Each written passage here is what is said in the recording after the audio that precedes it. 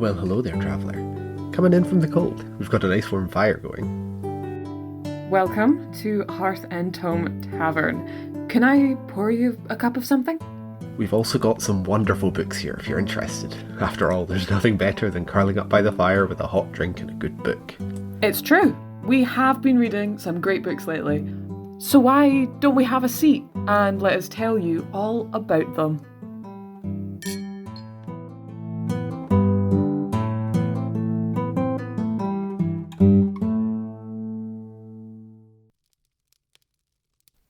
Hello and welcome to the Hearth and Tome podcast, a monthly book club hosted by me, Eve Handyside, I go by any pronouns. And me, Phoenix Arden, I use they, them pronouns. Welcome back to the Hearth and Tome Tavern. This month we're discussing Camp Damascus by Chuck Tingle. So let's jump right in. Yeah. We're back. But yeah, we're here today to talk about the lovely new book by Chuck Tingle. I don't know if I'd use the word lovely. I don't know if lovely is the correct word here either. But like, not, kind of like internet meme porn. This is true. That he's used to. This is his first traditionally published book. Yeah, which is really exciting. It's a horror. I'm so excited to talk about this. Yeah. I love this. We've been looking forward to this one for quite some time. Yeah. But anyway, we should probably say what the book is about. The book is about our main character, Rose Darling, who hears stories about this place called Camp Damascus and this conversion camp in America that seems to have 100% success rate, which is a bit sketchy because how the hell are they doing it? So it's about her going on a journey, finding out more about this camp and just the people that surround it, and it's fantastic. Yeah, she notices that she keeps coughing up swarms of flies. Yeah. And so she, tries to investigate why this is happening to her, and eventually, one thing leads to another, and she ends up having to investigate Camp Damascus a little bit closer than she normally has. Yeah, more than she probably wants to, and then yes, stuff goes down. Stuff definitely goes down. As normal, we're using the copile system. If you don't know the copile system, yes, it was created by Book Roast on YouTube. And basically it's just a way of reviewing a book by breaking it down into 7 different categories, which are characters, atmosphere and world building, writing style, plot, intrigue, logic and enjoyment. And then you give it a score out of 10 for each of those categories. You add them all up, you divide by 7, and you get your overall score for the book. Woohoo! And this is my highest. I'm very proud to say that. It's not my highest. But it is the second highest of the episodes we've recorded so far. Mm-hmm. Yeah. So it's close. Very close. So what did you give it overall out of 10, Eve? I gave it an 8.2. Oh, we are so close. Right. I gave it an 8.6. Oh my gosh, we're so close. We both loved it. I had a moment where I thought you were going to say 8.6, and I was like, oh, and then you didn't. So a bit disappointed, but you know what? Let's go back. Let's re-record it. I gave it an 8.6. No way! Wow! What a coincidence! What a shock. Yeah, I think it's safe to say we both quite enjoyed this book. I love this book. It was so fun. Oh my gosh. It's a real good one. It is. Yeah. Once again, we'll say spoiler warning for the rest of this episode because it will contain heavy spoilers because we're going in depth about everything concerning this book. So if you haven't read it, go away. Yeah, please. Pause the episode. Read it. Read the book. Come back. That's what we always like to say. Yeah. It isn't that long. It's like just over 300 pages, I think. It'll take you a couple hours. And it is quite difficult to put down. Yes, I struggled with that as well. Yeah. Anyway, should we head it right out? Let's start right out and go right into characters. Yeah. Let's. Yeah. I gave it an 8 out of 10 for characters. I give it a 7. So, there we go. I really liked Rose. I loved her. She was so cute. I think that she's a really good, like, protagonist. She's a really good main character.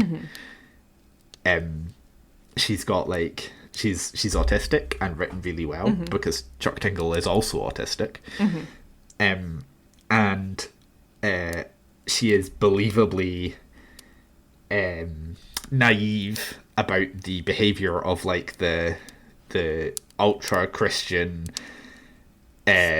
church that she and her family are a part of, that like is just sort of like most people in her town are in some way part of the church. And it is entirely believable how much she just sort of accepts that. To begin with, at least. So I really liked Rose. Very strong main character. I loved her to death. I adored the autistic representation, because there was a point that in the book quite later on where she has note cards of things she can say, or how she plots everything out in her head is by making these little note cards so she can communicate with others. And I thought that was the cutest thing ever, and so accurate. I was like, oh my god, it's perfect. And her hyper fixations on finding out more stuff, and the kind of like deep diving into different things. But like when her friend dies, she just categorizes lots of death things, which is so fun, and I loved her to death. I did have a couple gripes with her friend and her girlfriend. I will say that. Saul this and is Willow. This is why it was only quote unquote only an 8. Only an 8. It felt like the side characters just sort of were there.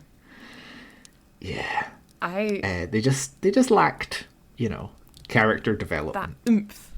Like, because Willow, I feel, didn't have much of a personality other than being the girlfriend, which is fine. But like, not a lot of focus was put on her. She was not there for most of the book. Fair enough. She's only there for like 50 pages. 50? 60? Yeah. So like, fair Something enough. like that. She's there for like the last sort of third of the book. But really there for the last maybe quarter. And you don't really grasp who she is as a person for that amount of time. Yeah, like there's bits of personality there, but it felt like all of the character had gone into Rose, and most of the side characters just didn't seem like they were much of anything. Similar, which is a bit of a shame. Similar case with Saul as well, because I was like, where's your? Because he always mentioned this other person that he was attracted to, right? Or like he possibly had a boyfriend. We never really got to hear more about that. Is he dead? Is he at the camp? Is he that boy in the woods who was really creepy? And I loved them.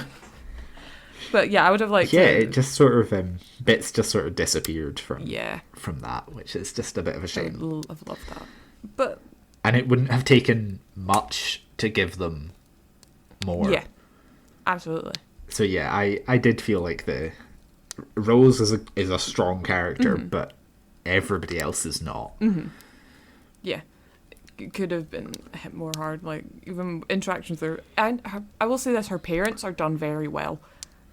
Rose's parents, they are done extremely, extremely well. I was kind of scared of them, mainly of her father. The man seems incredibly worrying. He's a gaslighting, horrible man who took her They door. are sufficiently, like, he's particularly creepy, and the mum is very, like, every so often she'll help Rose when she, quote-unquote, shouldn't, according to her husband. But she only ever does it in secret. She would never stand up to her husband or anything like that, which, again, feels very realistic. Yeah. So the parents were done well.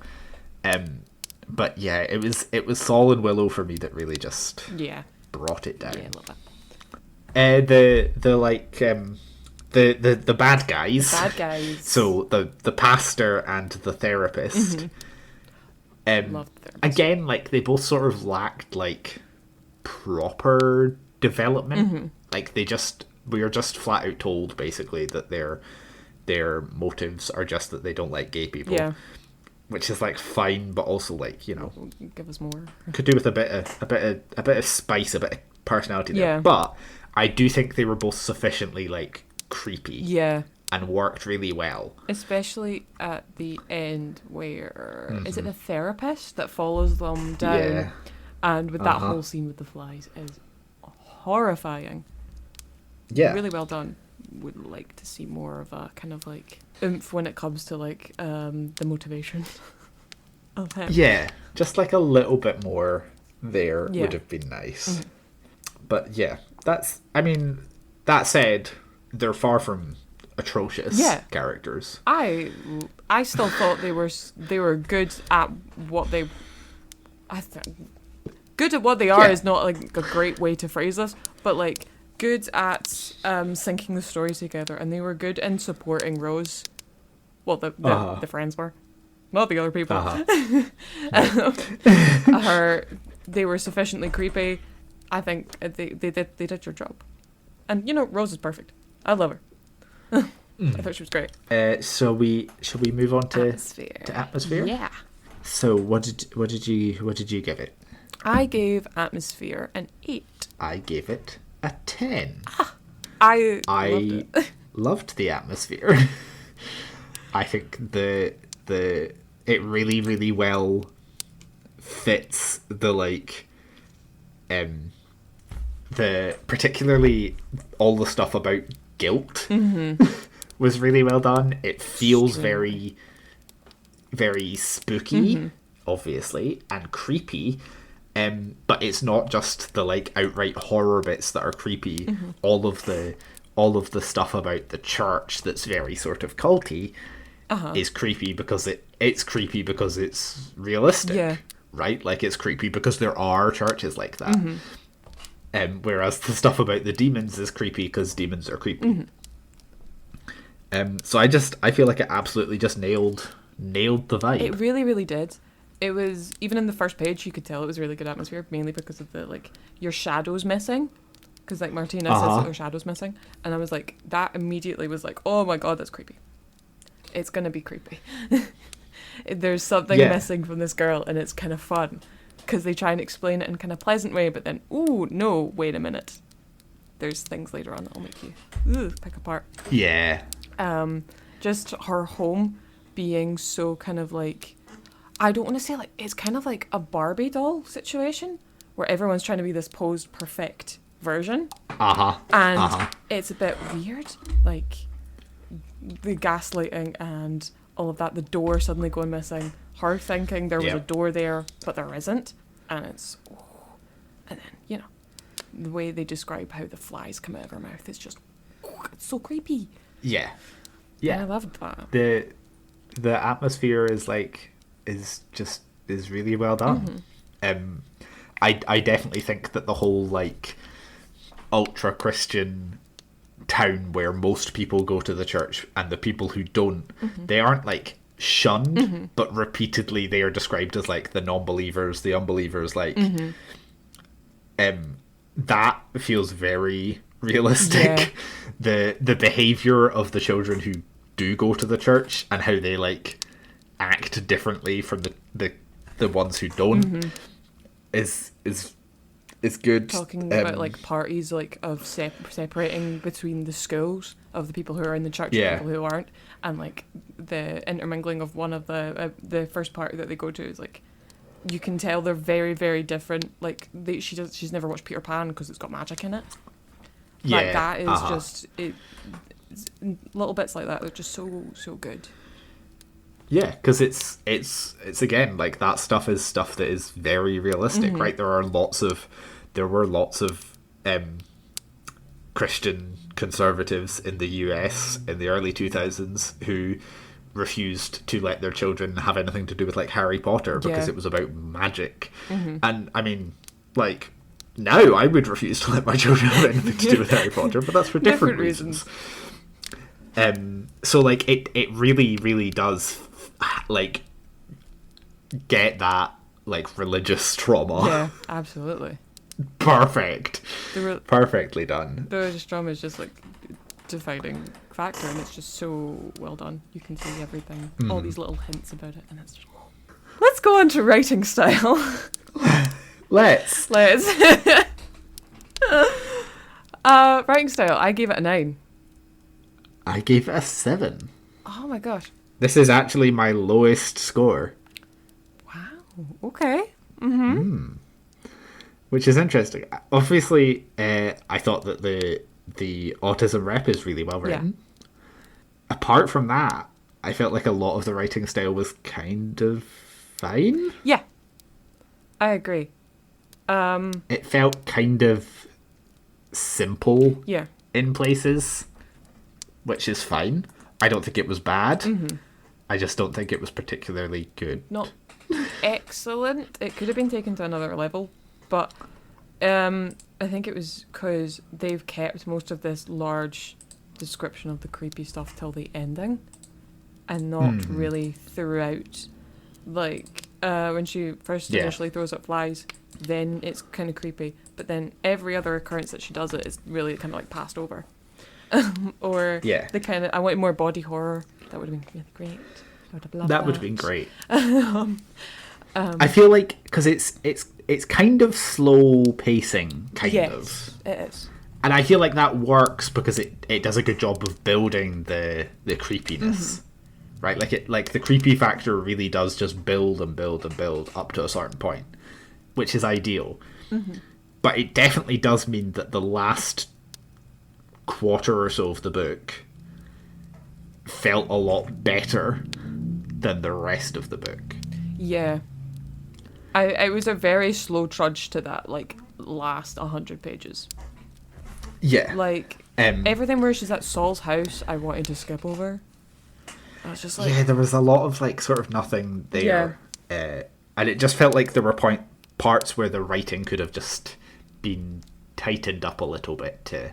Or, like, some scenes cut. And I think they did cut some scenes because it was like, they just glanced over it, like, they bonded by doing this at Saul's house. Great. Why do we need to know? Just hurry it up, please. The pacing could have been a bit faster. Yeah. Or, like, another major event in the middle would have been great. I did severely I like the instances with the demons, but I think they should have been probably more of a threat. Because they were, I think, for how big a threat they were, in the middle, they weren't really that huge. Yeah, like, quite early on in the book, a demon kills somebody. Yeah. And then, like, obviously, you know, the people of the town are very deliberately ignoring that sort of stuff, right? Because they, you know, that's the whole vibe, is that it's all very secretive and they don't want people to know that they've got demons following them. Right, because this is the whole thing. I guess we haven't actually explained this part, but the whole thing is that people who go to Camp Damascus to get, like, conversion therapy, what they do is they basically just, like, attach a demon to the queer people, so that any time they feel any, like, queer feelings, the demon comes for them, appears and torments them. Yeah, and, like, can hurt them.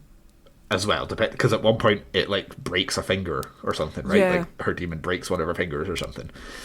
And then slowly... But it does feel weird because fairly early on she has this crush on this other girl and the demon kills the other girl, and that makes the demon feel really threatening. But then for a while after that, the demons don't feel as threatening. Yeah, because the demons aren't as the same threat level because they don't kill anyone after that. Which I feel is a bit weird. Or, like, the car crash scene, they didn't really, they just stood in front of the car to make her swerve, from what I remember. Yeah. So, like, I was just like, could it not have, like, caused something? Or, like, appeared in the car and, like, caused her to, like, really, really badly injured her or something? I don't know. But it just felt for not a lot of a threat for, like, a lot of it. Yeah. So I think I think it's one of those things, like, that, again, this is his first traditionally published, traditionally edited book.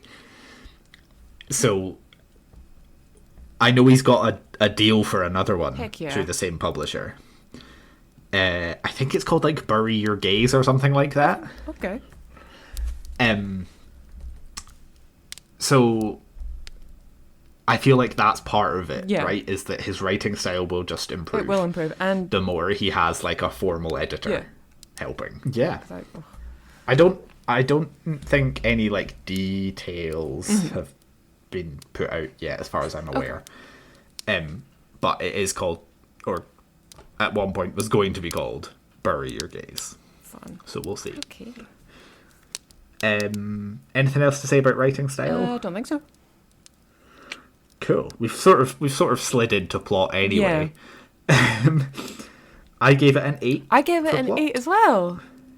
Ah, Nice. snappies. The plot was fine. Yeah, I felt like the like, if demons were real, I feel like there would absolutely be some Christian conversion camp that would be like, hey, let's attach demons to gay people to make them stop being gay. Absolutely. Yeah, that feels like something that would absolutely happen. Weirdly enough, so I feel like from a plot point of view, it felt like a believable low fantasy plot. Yeah. Yeah. Like, I can definitely see it happening as well, because like if this could happen in real life, there would probably be people who would try it. Definitely. Same thing with the flies. I'm unsure, but definitely the demon attaching kind of thing would definitely work. I do feel though like it kind of felt a bit cut short at the end, like the very end. It just sort of stops, which I would have liked like an epilogue or something, because it just sort of stops. Because they set fire to the camp and that's it. And they see the camp burning and they're leaving and that's it. I'm just like, but where did they go? Because obviously they can't stay in the town Yeah, anymore. I just would have liked an epilogue where it's like, it talks about, I don't know, like Rose and Willow being happy together somewhere and Saul meeting his guy again. Like, something like that would have been great. Or like catching like a bus to another town to Yeah. the salesperson. It could have been like a whole little ending clip. That would have been really, really cute. But no. Yeah. I would have appreciated that in the ending. Yeah, for sure. I really liked, though, was the whole thing about how every time the demons appear, it all gets cold, and they work out that that's because like hell is actually cold, and hell, where the place where demons come from, is cold, and this whole thing about how like the church for forever has like covered that up by making it this place of flames and stuff, so that people don't notice that they're being demon possessed, which is kind of cool. Because one of the major plot points was when she kills a demon and it's actually being hurt by fire, which is such a fun idea because they just had no idea that hell's actually really cold. Because it's meant to be ice when hell freezes over or whatever it's the saying. Because it's meant to be Baltic. Yeah, so it's like that's the whole thing, isn't it? It's like exactly, it's so that queer people who have these demons attached to them don't think to try and use fire against them, because that is their weakness. Yeah. Which is just, it's really clever. Because there's all that symbolism of like hellspawn being like erupted into flames. There's Satan's red and stuff, so like obviously they're made of fire. Fire can't hurt them. Yeah. But I really loved the fight scene. And when they're killing the demon and it kind of like ceases is kind of really, really creepy. Or Saul's standoff between him and his demon. That was such I a liked good scene, that you just sort of see it from afar, right? Because Rose is inside. She's like, I'm just gonna leave him to this because that's what he needs. Yeah. And she's just watching, and he just walks up to the demon and flamethrowers it, and that's incredible. Yeah. It's a very personal kind of battle for him. Is. It's really well done. Cool. I love that. Yeah. Overcoming your demon. Yeah, literally. Literally is. I like how the tagline above the blurb on the back of the book is love is real, demons are real, kill the demons. And that is Exactly. it's just it's good. I love that stuff. It's a perfect summary of the book. Yeah. I do think the plot lacks something. There's something missing in it. Yes. And I don't know if that is just something more to do with the demons or something more to do with the camp. I wish they were at the camp more. That would have been fun. Or like she'd been sent back to the camp or something by her parents. Or something in the middle to break it or like cause more tension. Because her just running away, finding Saul letting her stay is a bit convenient for my liking. Yeah, I know what you mean. But, yeah. So, like, something else to spice up the middle bit would have been great. Loved the ending. The ending scene's great. But more Willow would have... I know I've said this earlier. More Willow in the middle. Like, we just see her really briefly when she goes up. She sees her in the car, walks up to her, says hiya. She yells at her. Great. Why not have her, like, follow her around or something? Why not have Rose... Like, just something more. Yeah, something... Or, like, have Rose know about this, have a group of, like, to meet up with, full of, like, demon-attached queer people to meet up with. I don't know. Something in there. Should we move on to intrigue?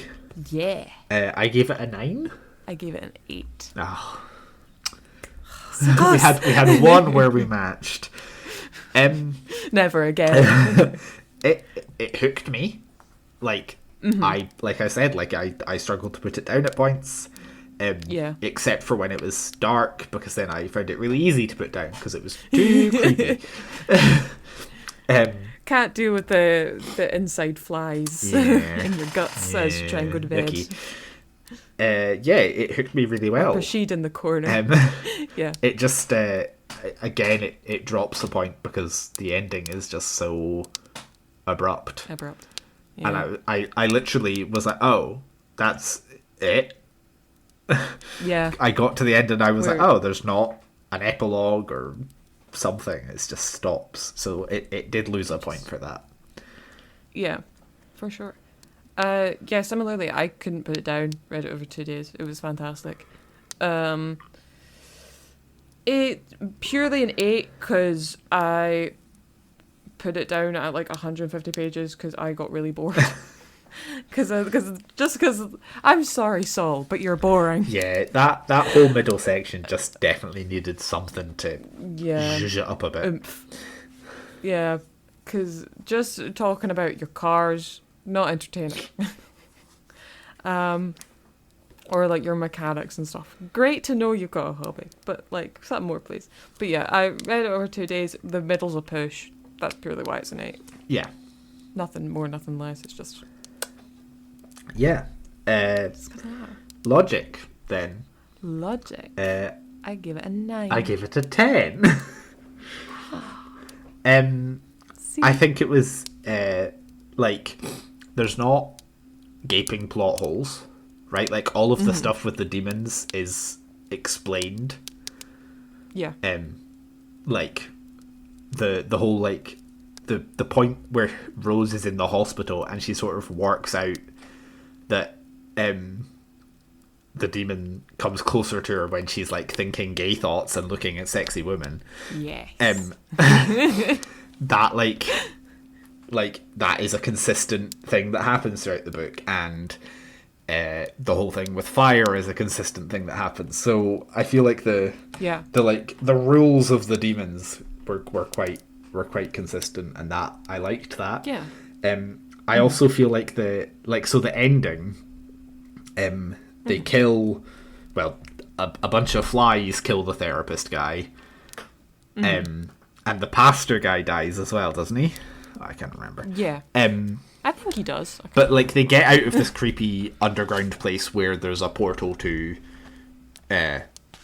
demon land, I guess. Yes. And then it's like they get up into the main camp and it's like it's chaos because there's the pastor is still there and there's like all of the people who work at the camp, and then there's like all these queer people who are, you know, being converted at the camp, and then there's all these demons, and it's chaos, and they notice quite quickly, or Rose notices, that the demons aren't going after the queer kids. They're going after the people who were like forcibly holding them captive. And I think that was really well done, and feels very much in keeping with how the demons have acted throughout the whole rest of the thing, is that the demons do what they do because they are forced to do so by the pastor and the people he's working with. In a way, they're also being hostage. Exactly, like in this situation, they are being like made into sort of slaves to him, and so the demons, once they have an opportunity, they're like, well, obviously we're going to turn against our captors, and I really liked that. I think that was really well done. It felt logical to the demons that they wouldn't be like, okay, we'll keep torturing these gay people for no reason. We'll just continue to go with these pastors who've been making us do these horrible things for quite a long time. Yes. No, they're gonna murder them, which I loved. That was so cool. I'm the same with everything you just said about the demons. They were so well done with the whole turning against their captors. It was really, really interesting. Yeah. I do think that the flies were a bit overlooked for quite a while.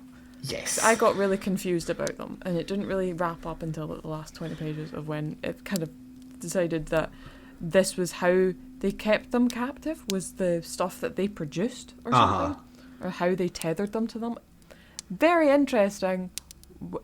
I think I want a little bit more explanation because I was a bit confused. But that's just me because I don't understand insects. But but it was just kind of mesmerizing demon whole thing was so well done and wrapped up. Like the whole procedure when they showed that Rose remembers the procedure and it's like a portal opens up and she's being like tethered to it like via that. That was so cool how they did that, how they described that. That was so fun. And that's one of the first things she remembers as well. And she's like so confused. She's like, I never went there, but what is this? And like her dad was there. Oh my gosh. It was very jarring and it was so cool to see. Yeah. No, I agree with what you say about the flies, where it feels like the first time it happens, obviously it like freaks her out, and then after that she's just like, and then I coughed up some flies again. Yeah. Which, like, I feel like no matter how many times I cough up a shit ton of flies, it would freak me out consistently. Yeah. Because, like, that's not meant to be in there. It's gonna creepy. Yeah. Ugh. But I did love that the flies did also eat the pastor. The therapist. The therapist, thank you, to round off the flies. But still, I want more description of, you know, the vomiting up live insects. Yeah. Because that's just like the strangest stuff ever, and you never see Saul or Willow do it. From what I remember, it's only ever Rose who throws them up. Yeah. So I would have kind of liked to see them like Willow sees her and then throws up uncontrollably because, you know. Yeah. Because Willow remembers their relationship better than Rose does. Yeah. Although to be fair, they meet one time and Willow is like, go the fuck away, and then immediately after that, it's Willow's demon that Rose kills in the car. Yeah. Willow's demon is the first one to die. So I guess after that point, Willow presumably wouldn't keep throwing up flies because she's not got the demon. Oh, presumably, yeah. That's a good shout. But even then, like, it would have been interesting if during that first meeting, like, she'd coughed up some flies or something. Yeah. So Rose could be like, "Oh, something's happening here." Yeah. There's some like connection between me and this person. Would have been interesting. Yeah. So I guess enjoyment then. Enjoyment. How are we already at enjoyment? I know. I feel like we've blasted through this one. Yeah. Wow. I loved this book. I gave it a 9. I gave it an 8. See? I Yeah, it's a really just good love- read. It's so fun. A little horror novel about gay conversion camp run by culty Christians. Like, it's just such a fun premise. It's such a fun premise, guys. Conversion therapy. It's fun. But it's so surprising how good it was. Well, not really surprising. I was looking forward to this for months since it was announced. I was so excited, and it semi lived up to my high expectations of it. I think that was the thing for me, is that at points it just felt like a bit of a letdown. I will say that. I think we... Like, especially because it's literally called Camp Damascus, but then the conversion camp is only sort of a minor part of it in a certain sense. And yeah, there's just a few things that I would have liked have seen more of. Absolutely. improved on. Because, once again, as also, like, more time at the camp would have been appreciated. But it's probably because we probably hyped it up so much in our heads that that is probably why it was a little bit of a letdown. Still really enjoyed it, but it's wholehearted enjoyment, but a little bit more would have been great.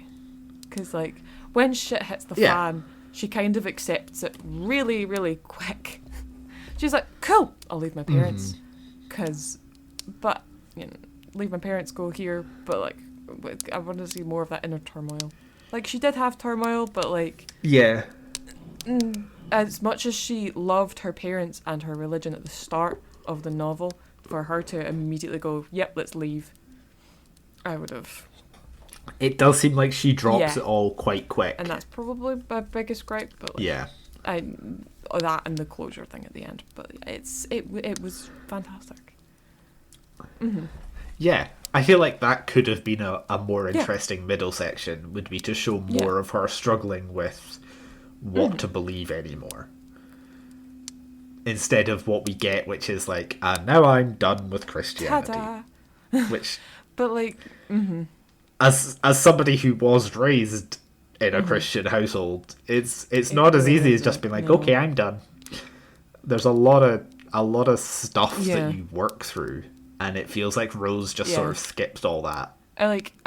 Saul does have a conversation about how he's still religious, and I like that.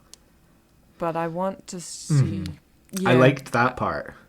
I would have liked more of that sort of stuff, where she's talking about why she's not, and he talks about why he is, and it alludes to those conversations happening. But I would have liked to have seen them, because it's right there. You can talk about it. It would have been great, and it would have, caused more of that tension and that kind of like bonding between them as well. Yeah. Why don't we we'll jump into some recommendations if you like this book? Yeah. Absolutely. Okay. I've got a few. I've got a few as well. I've got 3. I've also got 3. I hope we haven't got the same. Fantastic. 3. I feel like we've got one. There's one I think that I'm like, I wouldn't be surprised if you have this.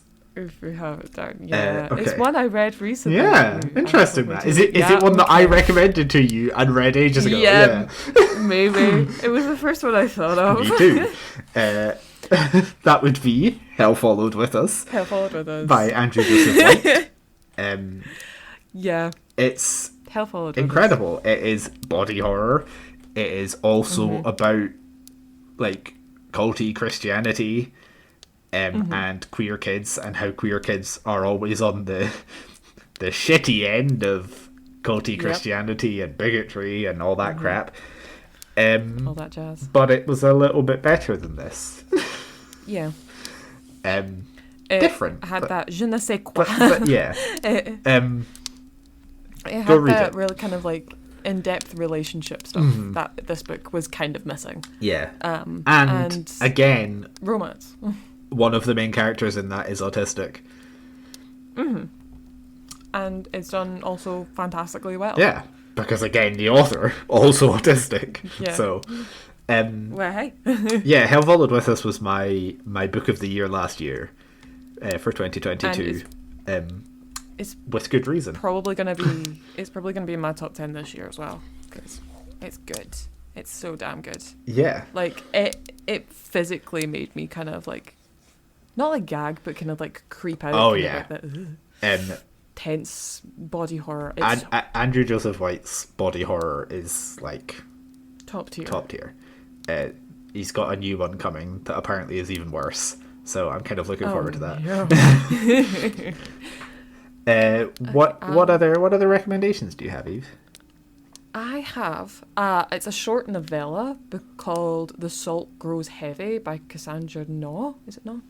It's a plague doctor and a mermaid who run off together. Basically, she's just escaped her. Well, I think it's insinuated that she's killed her abusive husband, and they go away together, and they're just trying to get away from her kingdom, and they find themselves kind of like inducted into this cult. Oh. And it's very body horror. Like, they see it's children basically, and these 3 guys who run it, and it's all about immortality, and it's really creepy because there's a lot of human sacrifices kind of vibes. And it's always the kids, but the kids are like, yeah, this is totally normal. No, it's not. And it's all about them, and it's only 120 pages. It's fantastic. It's so creepy. And the main character is a mermaid. They're not a mermaid. Dun dun dun. They're not. Dun dun dun. And they're so creepy. They're so horribly creepy. Interesting. It's so fun. And it's a gorgeous cover. It's gorgeous. Oh. To be fair, this also has an incredible cover, Camp Damascus. It does. It's beautiful. And Hell Followed With Us also has an incredible cover, so... It's gorgeous. Why do horror always get the best covers? Damn. Unless it's like a house on a hill. Yeah. Yeah. Majority, sometimes. Sticking with the nautical theme, one of my recommendations is Our Wives Under the Sea by Julia Armfield, which is it's like body horror-y vibe. It's the main character, her wife was on a deep sea research mission where there were 3 of them in this like deep sea capsule thing, and they get stuck at the bottom of the sea, and then one of them like goes out of, like, opens the airlock and goes out into the sea and presumably dies, and then the other 2 resurface, but they come back weird, and so the main character, like, her wife is progressively like acting stranger and stranger, and like keeps wanting to get into water and spends all of her time in the bath, and it's really creepy ocean horror. It's great vibes, and it's also quite short. It's like 230 pages or something like that. Very good. Gorgeous. Would definitely recommend. Also gorgeous. Also has quite a good cover. This is not nautical. This is quite far.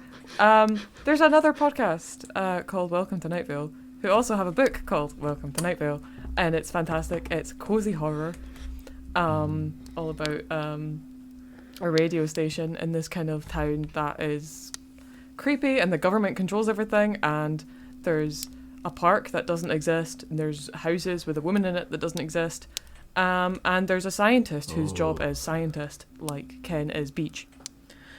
Ken's job is beach. It's just so funny, and it's a horror book, but it's just hilarious. It doesn't make sense. It's so fun. It's by Joseph Fink and Jeffrey Craner, who also did the podcast, which is still going. It's been going for like 10 years. It's fantastic. Yes, it's a long haul one. It's fantastic. Go read that, and it's 4 or 5 books as well. So you've got continuous content from them, and years and years worth of podcasts. Exactly. I'm barely halfway. It's so good. Weirdly enough, my last recommendation also has a Barbie connection. Oh, brilliant. This shouldn't come as a surprise to anybody, but the Locked Tomb books by Tamsin Muir. They have different horror vibes in each one, but they also have a lot of like Christian related imagery Absolutely. and names and references, and a character who is described as looking like Barbie. So I love So, it yeah. so much. the Locked Tomb. If you like horror but not a lot of horror, then the Locked Tomb is good because it's fairly minimal horror, Yeah. but it is definitely creepy vibes. It's mainly all mind stuff, I'd say. Mind fuckery. Yes, Kinda. mind fuckery. Yeah. It's so Yeah. good, and the 4th book is coming out eventually. Some point, At some point. please. We say this every podcast. Please give Yep. it to us. And we're gonna keep saying it until it Yeah, happens. exactly. Until we have it in our hands. But yeah, I completely agree. Perfect novel. Thank you for joining us here at the Tavern. Phoenix, where can our listeners find you outside the podcast? So I am on Twitter, I am on Instagram, and I am on Threads, which is Instagram, Twitter, and I haven't actually used it very Nice. much yet. I'm on all three as @beansandfungi, and that's where you can find me. Yeah. It's super duper simple. What about you, Eve? Where can they find you? Similar vein. I'm on Twitter, I'm on TikTok, I'm on Instagram, I'm on YouTube for some reason, at Cozy Crow. You can find me all over there with that username. Yeah, and make sure to follow the podcast. We are on Instagram @Hearth and Tome Pod. We're on Twitter @Hearth and Tome. We're on TikTok @Hearth.and.Tome. And you can follow us on all those places to get, updates about when episodes are coming out, as well as some little behind the scenes bits and bobs. Absolutely. So thank you so much for listening to this episode of Hearth and Tome, and we will see you next month for another book club. Bye. Bye.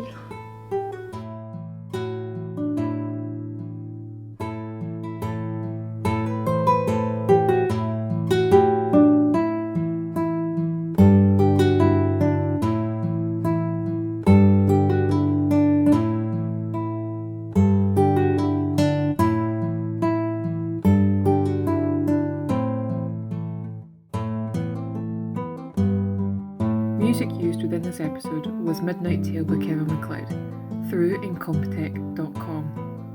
Licensed under Creative Commons by Attribution 4.0 license.